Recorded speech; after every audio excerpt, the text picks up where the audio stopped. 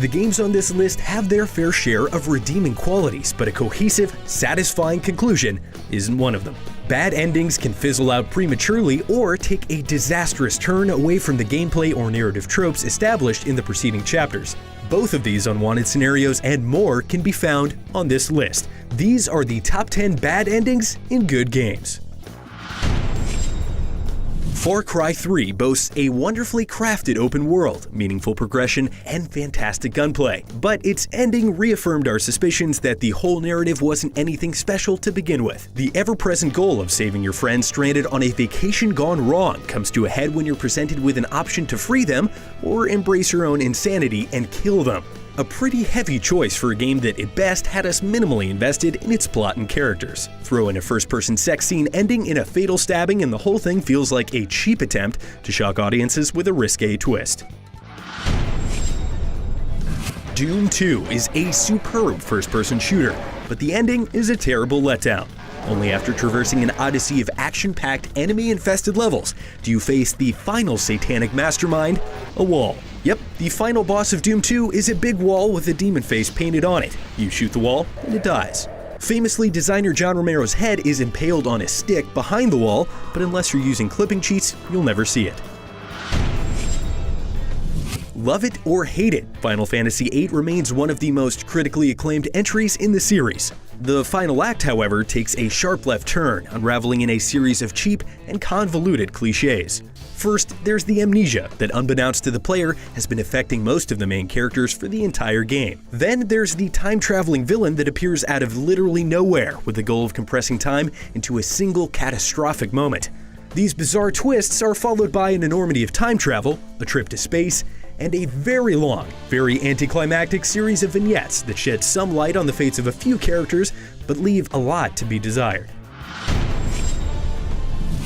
Diablo 3 has come a long way since its launch in 2012. Disastrous endgame progression and itemization has been patched to near perfection, but one thing patches can't fix is the disappointing conclusion to the game's generally underwhelming story. An insultingly obvious twist followed by an hour of Diablo's relentless and generic monologuing managed to make the previously uncommunicative and intimidating Lord of Terror feel like a poorly written cartoon villain.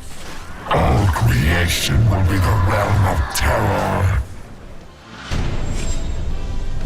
The sequel to 1998's Metal Gear Solid is a mostly excellent stealth action title worthy of the MGS moniker. Sneaking around Big Shell and eliminating members of the Dead Cell introduces us to a cast of memorable characters like Olga, Fortune, and M. Emmerich. It's a shame then to learn that none of it really matters in the way that we thought it did. After reaching the closing moments of Sons of Liberty and having finally formed some sort of connection with the game's new protagonist, Raiden, we're informed that the whole game is actually just a simulation, the kernel a robot AI, and the plot seemingly inconsequential.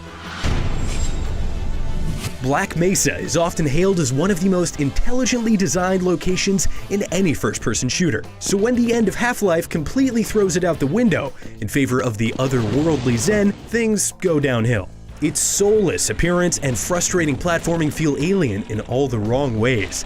A mediocre Quake level grafted onto the end of a superbly balanced, perfectly scripted campaign, the only saving grace of Half-Life's disappointing conclusion is the brilliant narrative exchange between G-Man and Gordon Freeman that resolves this otherwise unnecessary anticlimax. BioShock is a thrilling roller coaster ride culminating in one of gaming's most meaningful plot twists. But instead of wrapping things up immediately after the game's legendary epiphany, the story stumbles along awkwardly for hours before fizzling out in a forgettable boss fight, capped off by one of 3 uninspired endings. If you put down the game after the revelatory encounter with Andrew Ryan, you wouldn't be missing out on much. Ghosts 'n Goblins' ending is cruelty incarnate. After navigating several of the most punishing stages that 8-bit platforming has to offer, the player squares off against the final boss only to learn that it was all an illusion. To reach the real ending, Arthur must replay the entire game hampered by a weak, substandard weapon. Only after completing a second, ultra-difficult playthrough does the game's true ending appear. Congratulations! This story is happy end. Thank you. Being the wise and courageous knight that you are, you feel strong dwelling in your body. Return to challenge point. Challenge again.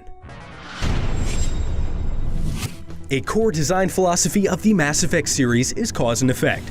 Refusing to destroy the queen of a dangerous alien race in the first game allows the player to enlist her help against a common enemy in Mass Effect 3. With choices traversing installments, it stands to reason that the series finale might be a culmination of consequences from a trilogy worth of decisions. However, the conclusion is instead determined by a handful of nebulous options on a single dialogue wheel. Moreover, almost every ending shares extreme similarities. The Reapers are neutralized, the Normandy crashes, and Shepard dies. The only discernible difference, an array of differently colored explosions making the endings feel hastily crafted at best. The ravenous clicking of action RPGs has long been fueled by the expectation of loot, something that Borderlands understands clearly, as evidenced by its innumerable guns. From the game's onset, the player is presented with the singular goal of finding the vault, a treasure trove crammed with legendary weapons and infinite wealth. As you might expect, the entire game is spent in pursuit of this extraordinary arsenal. But the promise of the vault goes unfulfilled in spectacular fashion. In place of the prize is a boss, whose defeat ends up closing the vault, prompting the game's AI to inform us, "The key won't open the vault for another 200 years, but I'm sure Tanis will pay you quite the fortune for it." Talk about the ultimate letdown. That was our list, but what do you think? Let us know in the comments, and for all things video games, keep it right here on IGN.